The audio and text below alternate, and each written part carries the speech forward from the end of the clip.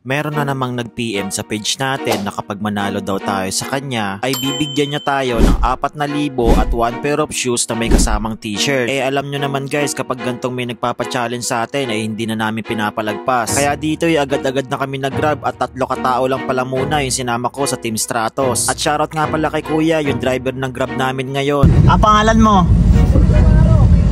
Samaro! Shoutout sa'yo, Jan Samaro. At yung destination pala na pupuntahan namin ay dito sa Antipolo. At yung malapit na nga kami dito sa Cainta ay may nangyaring hindi maganda. Sumabit yung motor guys. Kailangan i-check ni Kuya muna. Meron kasing bumangga sa likod namin na single motor. Kaya yung chinek nila muna dito yung tama ng sasakyan ay napurnada yung biyahe namin. Pero nagkasundo naman na daw sila dito na bayaran na lang. At yung nakarating na nga kami dito ng Santa Lucia ay tumagos na kami ng Cainta. Mahigit 4 minutes na lang at makakarating na kami sa venue. At dito pala yan sa Sitio Maligaya, Antipolo City. So nag-decide na kami na bumaba dito dahil hindi daw makapasok yung grab. So nandito na kami guys, pero hindi namin alam kung saan yung lugar dahil hindi makapasok yung sasakyan. So hahanapin pa namin. Tatanungin muna namin guys kung saan. So shoutout nga pala kay ate sa nagturo sa amin dito. CIDG daw. Parang kukunin na kami dito ha. At yung nilakad pa namin yung street dito ay nakapagtanong pa kami kay Kuya. Kinausap ko na lang din yung kalaban ko na sunduin na lang kami dito. Naligaw po kami. Ikaw po ba yung makakalaban ko? Oo, sir. Ay, laki ng katawan, Gatnigs. Nice to meet you, sir. Nice to meet you. Nice to meet you po. Sige, dala lang po tayo sa store. Oo, tara, sir. Boss, kamusta po? Kaya dito ay dali-dali na kami pinasakay sa L300. Kinakabahan nga kami dito parang ibabaon na kami sa Taal Volcano. At yung nakababa na nga kami dito ay dumaan muna kami sa store nila. Located pala ito sa Sitio Maligaya, San Isidro, Poblacion, Antipolo City. Pinakain nga muna kami dito at lumabas na yung pinaka-may-ari ng store. Nagpa-picture muna sa akin dito yung mga empleyado ng store and finally, eto na. Sir Reggie, magandang hapon po. Isang hapon, sir. Kumpirmahin ko lang po sana yung sinabi nyo sa chat na kapag manalo ako ng 1-on-1 po sa inyo ay bibigyan nyo po ako ng 4,000 plus sapatos at isang t-shirt. Tama po ba? Tama, boss. Pumili ka na dyan kahit saan dyan. Wow! Sapatos. Mabigat yung kalaban natin pero pili muna tayo ng mabigat na sapatos. At oo nga pala guys, sa July 16 na pala yung grand opening nila. Marami pala kayong mapagpipilian dito ng mga sapatos at mga customized na mga t-shirt. Ito po yung pipiliin ko, sir. Ito, sir. Opo. Sige. Ito na lang, sir.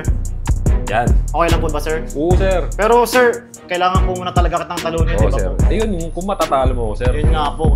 Useless po yung pagpili natin kung hindi naman tayo mananalo. Ano po bang height mo, sir, para pagdating natin ng court, dire-diretso na tayo? 6'1 ako, sir. 6'1. 6'1". Ano pong position nyo sa basketball? Bali, all around, sir. All around. Ano po ba mga sinalihan yung mga liga po? Ano, sir, nakapaglaro mga collegiate leagues yan. Pro player po ba kayo? Hindi naman, sir. Terbarangay na lang yung mga laro ng ganyan. Sige, sir, huwag nyo pipilayan, ha? Tara na, punta tayo sa court, sir. Tara, sir. Oh, ano bang ginagawa mo, sir? Dito po tayo. O, sige. Pakita Dito mo lang to. tayo lalaro. Kaya dito ay dali-dali na agad kami sumakay sa tricycle. At yung pagkababa nga namin dito ay sobrang daming mga tao.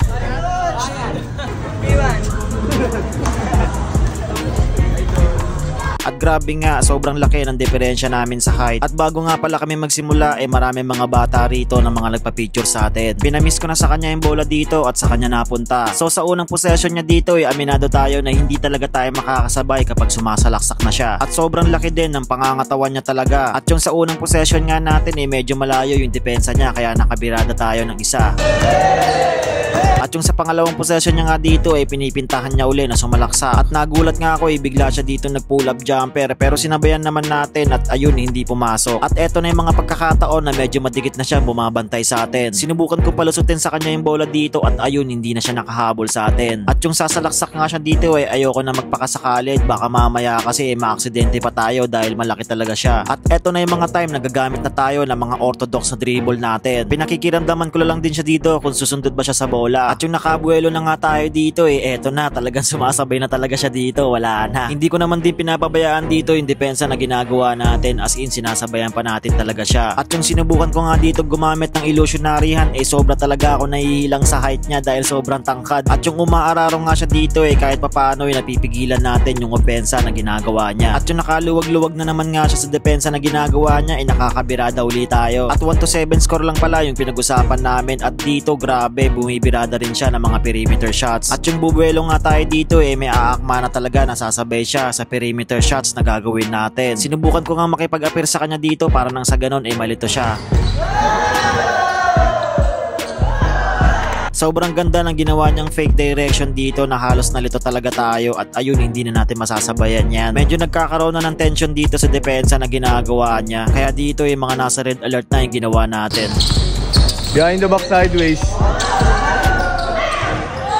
Iniisip ko nga sa mga pagkakataon na to kung magpo-pull up jumper siya ay hindi rin natin maaabutan. Kaya nagtataas kamay na lang ako dito at nagpapakasakali. Medyo tagilid na tayo sa mga pagkakataon na to dahil red alert na yung depensa na ginagawa niya.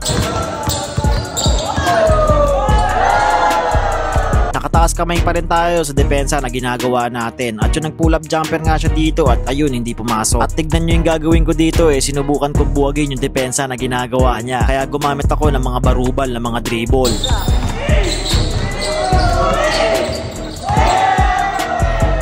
Moonwalk.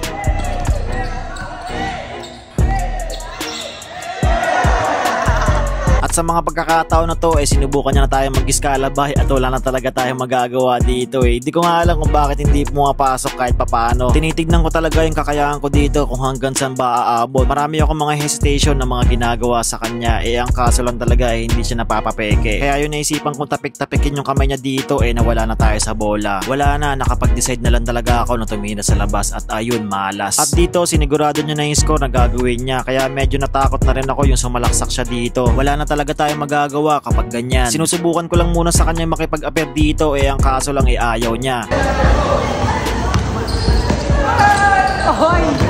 So eto na yung last score na gagawin niya at wala na tayong magagawa.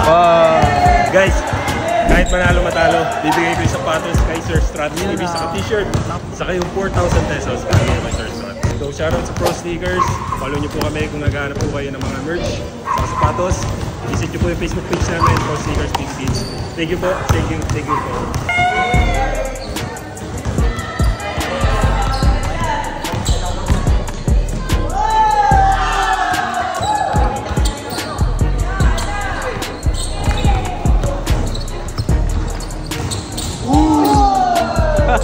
Ikaw yung nawawala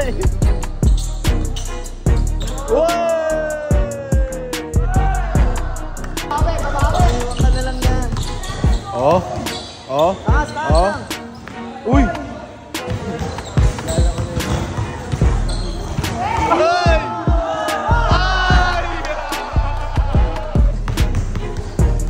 Kamay lang.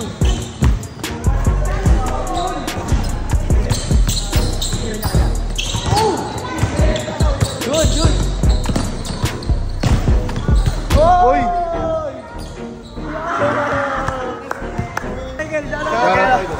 Stratos, galing gabi. Ganto niya. Mapanood ko lang dati. Grabe pala talaga pag sa personal. Pagod siyo. Yan naman ay tubig lang. So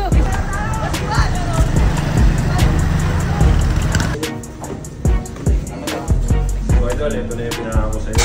Sapatos, saka t-shirt, tapos yung 4,000 mo gigas na lang namin. Salamat po sir. Salamat. Balik ulit. Pabawas tayo. Grabe, Stratos TV, grabe.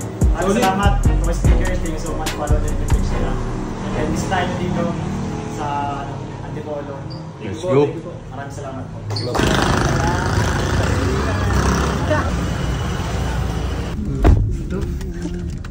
Solid yung merch.